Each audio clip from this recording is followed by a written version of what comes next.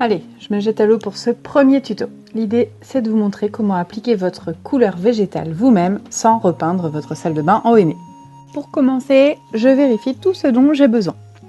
Un pinceau, des gants, un bol en verre ou en bois, une cuillère en bois, une bouilloire idéalement qui affiche la température, sinon un thermomètre de cuisine, une balance, du film étirable, des mouchoirs en papier, et bien sûr le principal, la poudre de couleur végétale. Le moment est venu de me préparer. Donc je fais chauffer d'abord l'eau dans ma bouilloire à la température conseillée. Ensuite, je pèse mes ingrédients, du coup je vais les mélanger et je vais préparer une pâte onctueuse qui sera ni trop fluide ni trop granuleuse. En fait, normalement on dit 300 ml d'eau pour 100 g de poudre.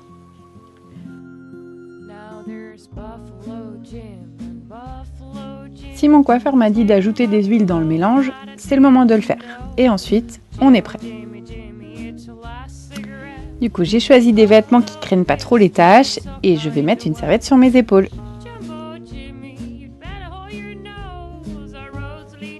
Pour celles qui portent des lunettes, n'oubliez pas de protéger les branches avec le film étirable.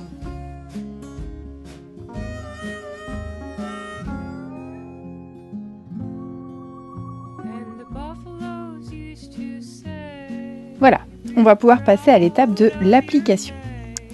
Alors moi j'ai choisi d'appliquer ma couleur sur mes cheveux secs, mais peut-être que des fois votre coiffeur vous aura dit de les mouiller avant, parce que vous auriez fait un soin ou parce qu'il y avait des produits dessus de coiffage. Voilà, donc vous pouvez faire un shampoing quand même juste avant. Je commence l'application toujours par le devant, par le dessus, sauf si on m'a dit de commencer derrière. Si par exemple j'avais les cheveux blonds et que du coup il fallait pas laisser poser trop longtemps devant.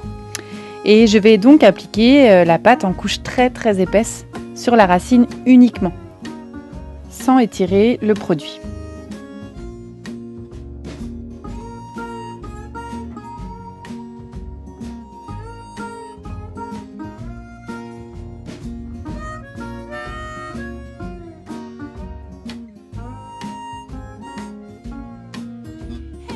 Et ensuite, donc je descends jusque sur le dessus de mes oreilles en séparant les mèches avec la queue du pinceau et en étant la plus précise possible.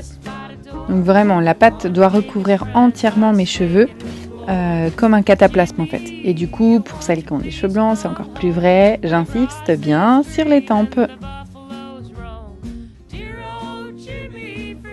Je vais vous montrer une deuxième solution pour celles qui ne sont pas très adeptes du pinceau. Je pense qu'avec les doigts et les mains notamment, ça peut très bien marcher. Donc on prend aussi un peu de produit et je vais faire l'autre côté comme ça. Et on essaie de séparer sans malaxer toujours, mais en déposant bien la pâte de façon très épaisse sur chaque mèche.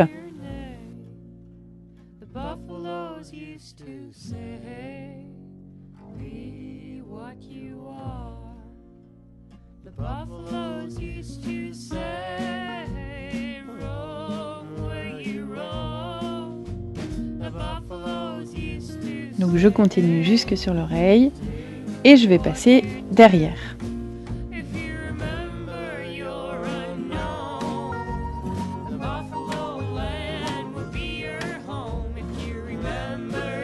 Alors c'est là que ça se corse. L'idée c'est de garder toujours les séparations bien précises et d'appliquer au maximum sur les racines parce qu'on s'occupera des longueurs du coup plutôt après. Et je crois que d'ailleurs peut-être que pour certaines on ne les fera pas du tout. Bon, c'est un peu à l'aveugle pour moi et c'est aussi une belle occasion pour me rendre compte que j'ai plein de cheveux blancs aussi. Ouf.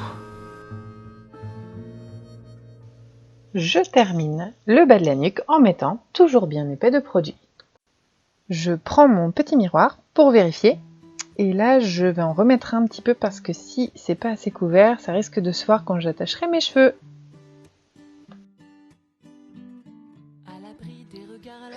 Je continue avec mes longueurs. Alors attention, je ne malaxe pas, je ne shampooine pas, sinon je vais décoller la pâte. Je tire bien mes cheveux vers le haut pour mettre de la couleur jusqu'en pointe. Si il me reste de la couleur, je peux en ajouter sur ma bordure de devant. Si j'ai un peu dépassé, ça risque de me tacher. Je prends donc une petite lingette en coton avec de l'eau et je nettoie. Voilà, donc l'application est terminée. C'est à partir de ce moment que je démarre le temps de pause qu'on m'a préconisé. Si vous devez laisser à l'air libre, vous vous arrêtez là. Si vous devez vous recouvrir la tête, voilà comment ça se passe. Je colle d'abord le papier absorbant sur ma tête et puis je l'enveloppe du film étirable.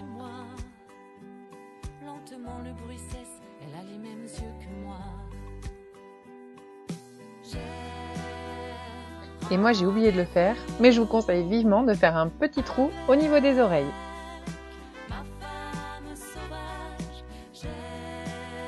Pour éviter de faire peur à tout le monde chez moi, voici comment j'ai fabriqué un joli turban. Je pose dans ma nuque le milieu du foulard, je viens croiser sur l'avant et ensuite je fais un nœud derrière. Il ne reste plus qu'à ajuster et le tour est joué. Je jette un petit coup d'œil à la pendule, c'est l'heure d'aller boire un petit thé. Le rinçage. Moi, je vais me préparer mon shampoing et mon baume coton pour le soin. Attention, selon votre choix de couleur, le rinçage ne se fait pas avec le même produit. Pour celles qui ont laissé à l'air libre, évidemment, c'est plus sec et c'est plus long à rincer. J'attends que l'eau soit bien claire pour faire mon shampoing. J'essore bien mes cheveux avant d'appliquer le soin et je n'hésite pas à en mettre une bonne quantité.